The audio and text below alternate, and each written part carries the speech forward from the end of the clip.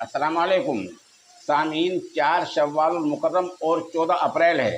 खबर का उन्वान है ईरान ने हमला क्यों किया, अमेरिका ने क्या कहा, चीन ने क्या कहा, खुद इसराइल ने क्या कहा और नुकसान कितना पहुंचा है। फिलहाल अभी तकरीबन 10:30 पौने 11 बजने वाले हैं। अब फिलहाल सूरत हाल क्या है, आप पूरी खबर तफसील सुनिए।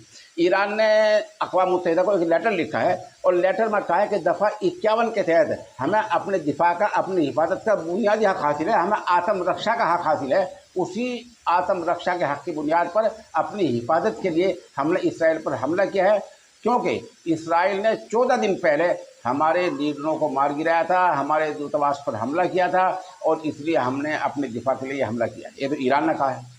उधर चीन ने कहा है कि दोनों मुल्कों को शांति से काम देना चाहिए और ये कि गजा में जो हमास में जो जंग बढ़ रही है उस पर भी कुछ ख़त्म होना चाहिए, उस पर कोई अहम फैसला लेना चाहिए।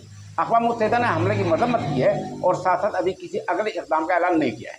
अमेरिका ने 2 बातें बड़ी कही हैं। अमेरिकी सदर जो बाइडेन ने कहा है कि हमने जो ईरान के कुछ क्रूज़ मिसाइलों को मार गिराया है, लेकिन कहाँ मारा ये अमेरिका ने अभी तक नहीं बताया। अलबत्ता अमेरिकी सदर का एक बड़ा अहम बयान है, वो सुनने काबिल है। अमेरिकी सदर ने कहा कि अगर इसराइल जवाबी हमले करता है तो अमेरिका के हवाई जहाज़ और अमेरिका की फ़ौज उस जवाबी हमले में साथ नहीं देगी। और ये अमेरिका की सदर का अभी फ़िलहाल बड़ा बयान है। हो सकता है शाम तक या दोपहर तक ये बयान बदल जाए, लेकिन अभी ये बयान अमेरिकी सदर जो बाइडेन का आ गया है कि अगर इसराइल ईरान पर जवाबी हमला करता है तो जवाबी हमला करने में अमेरिका इसराइल का साथ नहीं देगा। ये एक बड़ी बात है। उधर रूस का बयान अभी नहीं आया है, ये एक बड़ी बात होती है। रूस का बयान नहीं आया है।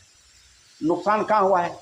नुकसान कहा जा रहा है कि एक बच्चों को नुकसान पहुंचा है। बहरहाल इसराइल पूरा मीडिया यहूदी के हाथ में है, नुकसान तो बहुत हुआ होगा, लेकिन बच्चों का नाम इसलिए ले दिया है ताकि कौम भड़क उठे और समझे कि इसराइल वो ईरान बच्चों को मार रहा है। हालांकि इसराइल को अपने गिरबान में जागना चाहिए कि इसराइल करीबन 15,000 बच्चों को वहाँ मार चुका है, हमास के बच्चों को गजा में, और लाखों हज़ारों मकान गिरा चुका है, औरतों को मार चुका है, बूढ़ों को, बीमारों को, सबको इसराइल मार चुका है। अपने बारे में नहीं देखा है। उधर पता चला कि इसराइली फ़ौज ने कहा कि हमने वो जो सिस्टम था और जो वो मिसाइल आ रहे थे हमने उसको रास्ते में रोक दिया है। जब आपने रास्ते में रोक दिया है तो फिर वो इसराइल में गिरे क्यों हैं? ये झूठ बोल रहे हैं।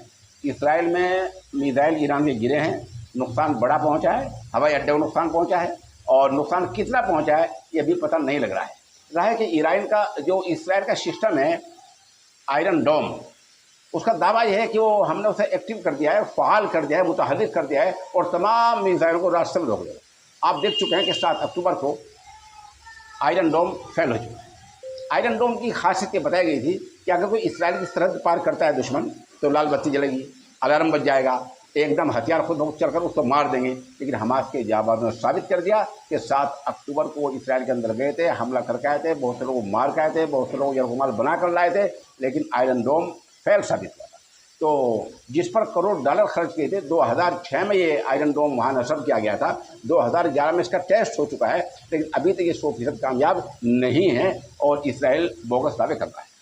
उधर इसराइल ने अक़वाम मुत्तहिदा से अपील किया है कि एक मीटिंग की जाए और ईरान को हमले करने से और जंग से रोका जाए।